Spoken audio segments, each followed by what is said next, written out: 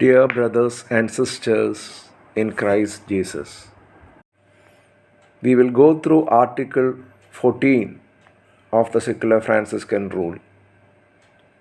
Secular Franciscans, together with all people of goodwill, are called to build a more fraternal and evangelical world so that the kingdom of God may be brought about more effectively. Mindful that anyone who follows Christ, the perfect man, becomes more of a man himself, let them exercise their responsibilities completely in the Christian spirit of service. In Article 13, we talked about an integral part of the secular Franciscan lifestyle, that is, accepting all people. Yet another part includes standing on an equal basis with everyone. Article 14 states about the responsibilities and a selfless service. In his letter, Pope John Paul II mentions the fact of rediscovering in oneself and others the special dignity of a vocation that can be described as kingship. The dignity is expressed in readiness to serve, in keeping with the example of Christ, who came not to be served but to serve. Our opportunities for building the kingdom may not be so spectacular. To build a more fraternal and evangelical world does not necessarily require that we do profound things and reach out to others, which we may not be able to. But we are in a position to be taking the responsibilities of the day, to be responsible, reliable, and courageous in the use of our time, talents, and energy. This constitutes the dignity and pride of a human being.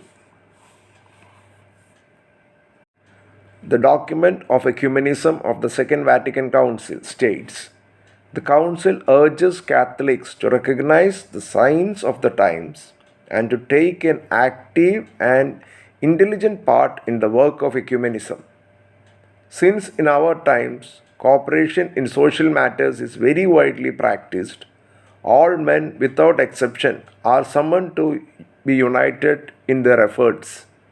Those who believe in God have a stronger summons, but the strongest claim are laid on Christians since they have been sealed with the name of Christ. I repeat, sealed with the name of Christ. Cooperation among all Christians vividly expresses that bond which already unites them, and it sets in clear relief the features of Christ the servant. As Franciscans, we are to be particularly aware of this. Saint Louis IX of France and Saint Elizabeth of Hungary, the patrons of secular Franciscan order, were both outstanding for their service to the poor and the sick. In the Gospel, we read that Christ, in his concern for others, touched the man who couldn't speak or who couldn't hear, healed the person who couldn't walk, and made sure that the blind could see. We are able to do the same. Not that we make the dumb speak or the deaf hear, but we can share the pain of others. We can share and bear the act of forgiveness. We are able to visit the sick and the lonely. We can be good listeners. We can make Jesus present in all our activities we do. We must believe that the needs all around us are our obligations too. We can do something about some of them, may not be all. As always the case, we help others, we are rendering our help ourselves. Here, what happens is, are we in a position to do something for others? If the answer is no, we go to the next question. Are we willing to do something for others? If the answer is yes, you are on a successful track. Helping others with a spirit of Christ and a spirit of service includes sharing love, faith, and hope. Sharing love with the people around means actively involved in works of charity. Sharing faith basically means it's a matter of trust. You start believing in yourselves and you start believing in people around you. Moreover, you create an atmosphere that people around you have belief in you.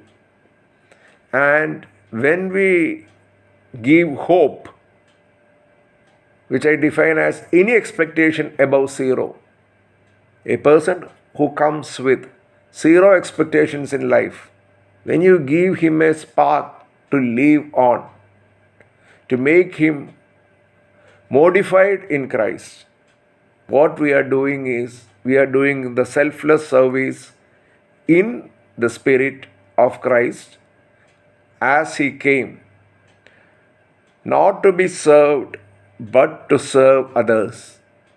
Thank you.